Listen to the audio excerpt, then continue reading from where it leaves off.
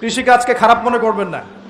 এগুলো যারা করেন মনোকষ্টে ভুগবেন না যে আপনি দরিদ্র, আপনার মান সম্মান কম, এমন নয়। আপনি বরং সম্মানিত মানুষ, কারণ আপনি নবীদের সুন্নতের পেশায় আছেন। মাশাআল্লাহ। এই পৃথিবীতে সর্বপ্রথম কৃষিকাজ করেছেন কোন নবী জানেন? আদম আলাইহিস সালাম। আর এমন কোন নবী নাই আল্লাহ পাকের যে নবী কৃষিকাজ এবং পশুপালন করেন নাই। এমন কোন নবী নাই যিনি কৃষিকাজ পশুপালন করেন নাই। এটা নবীদের সুন্নত। কারণ নবীদেরকে মানুষকে সঠিক পথে আনতে হয়।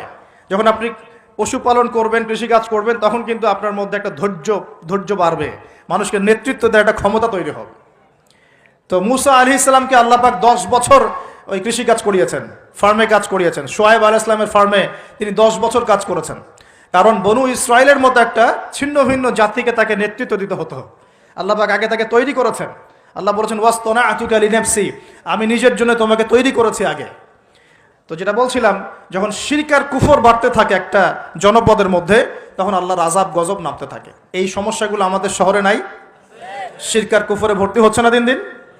আমাদের শহরে পেপার পত্রিকা খুললেই দেখা যায় রাশিফল। কি রাশিফল? তুমি সিংহ রাশি, তোমার দিনটা কেমন যাবে।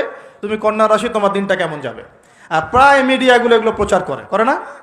এই সব মোশরেক মিডিয়া, এগুলা সবই মোশরেক। কীরকম করে বুঝলাম মোশরেক? একটা ভূমিকম্প যদি হয়, বলবে না যে আল্লাহর কাছে মানুষ কত অসহায়, এরকম শিরোনাম দিয়ে সংবাদ করবে না। কি করবে?